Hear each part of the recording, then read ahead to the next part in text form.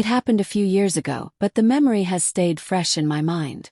My best friend had just left town with his father for a sudden family emergency, leaving his mother alone at home. That evening, I had stopped by to help her with a few things around the house. A small repair in the kitchen, shifting some boxes in the storeroom, things I usually did when my friend wasn't around. She'd always been kind to me, almost like family, so I never thought much of it. By the time I finished, it was late.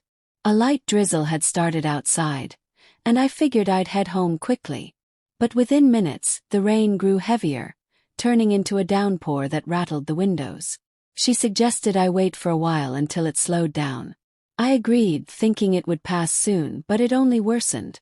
I checked my phone for transport, but no rides were available, and the road toward my house was already reported as flooded in parts. She looked at me with that mix of concern and insistence, saying it wouldn't make sense to risk going out in such weather.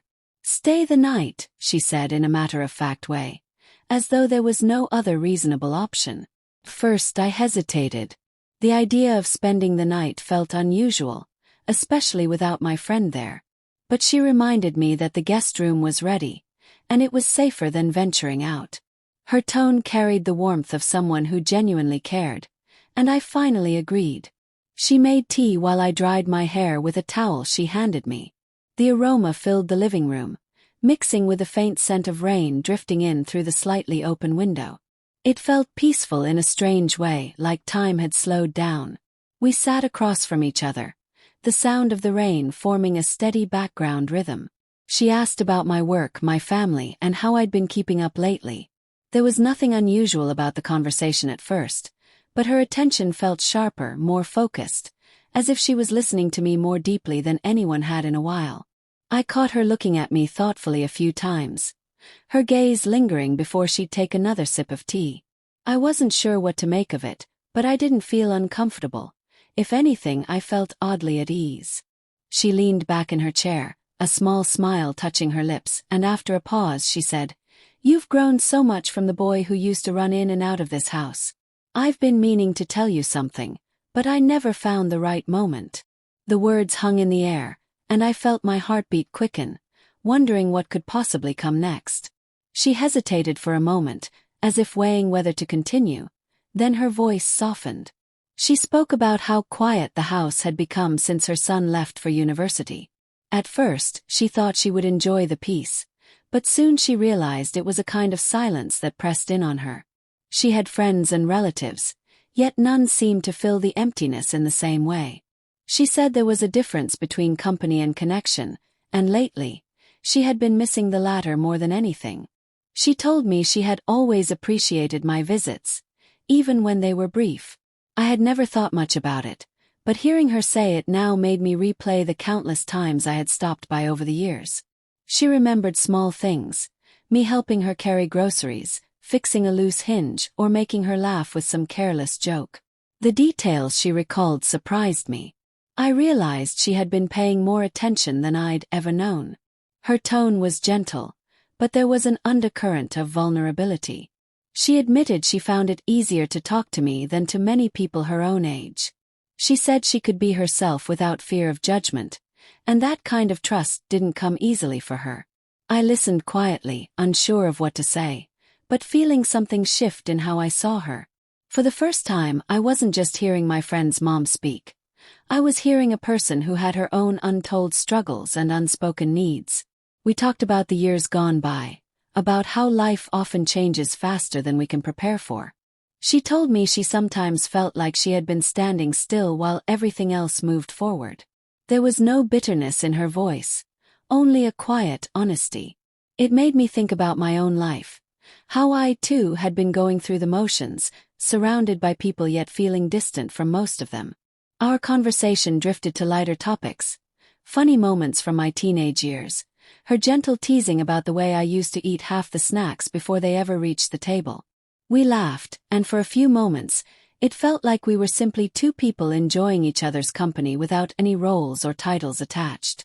As the laughter faded, she looked at me again, her eyes holding a calm seriousness. "You know," she said slowly, "sometimes the people who truly understand us aren't the ones we expect. And sometimes they're right in front of us the whole time. There was nothing more to add after that.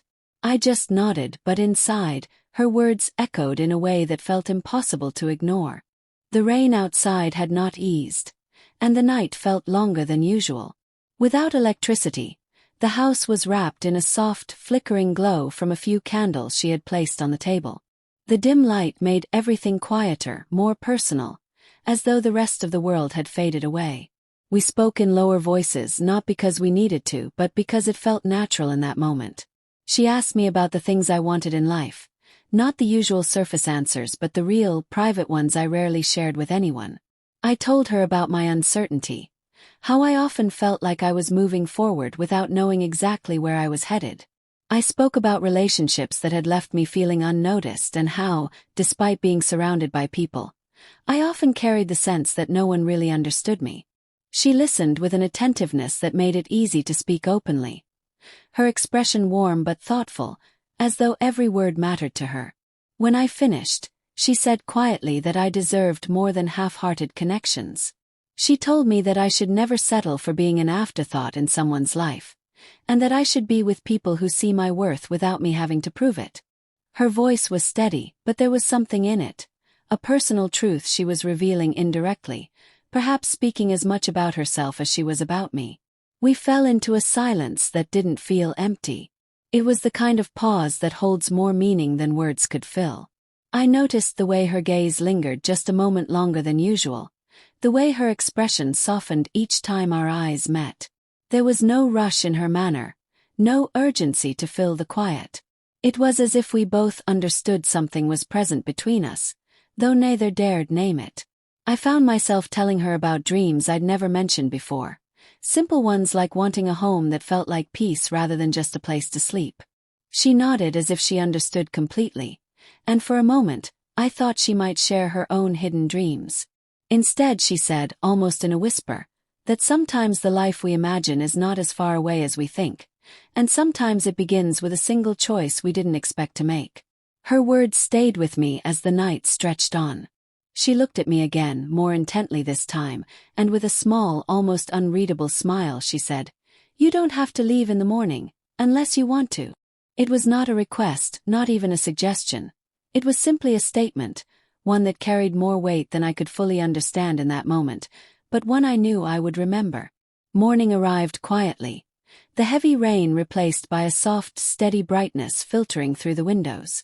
The air felt fresh, carrying the scent of wet earth from the night before.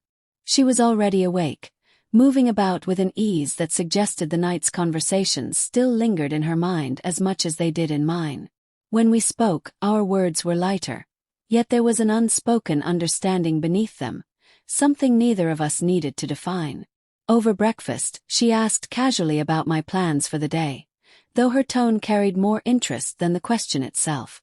I told her I'd head home once the roads were clearer.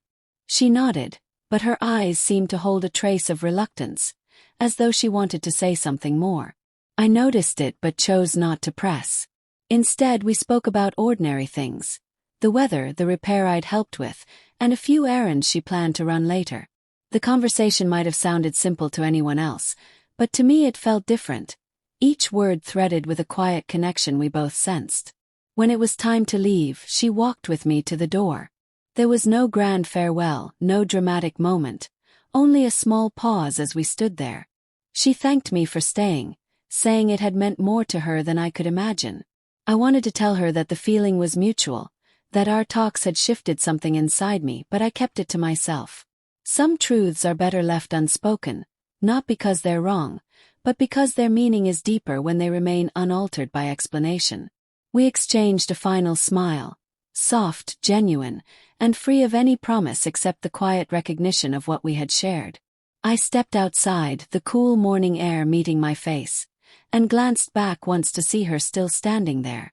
She raised a small wave before closing the door, and I continued down the path, my thoughts heavier than my steps.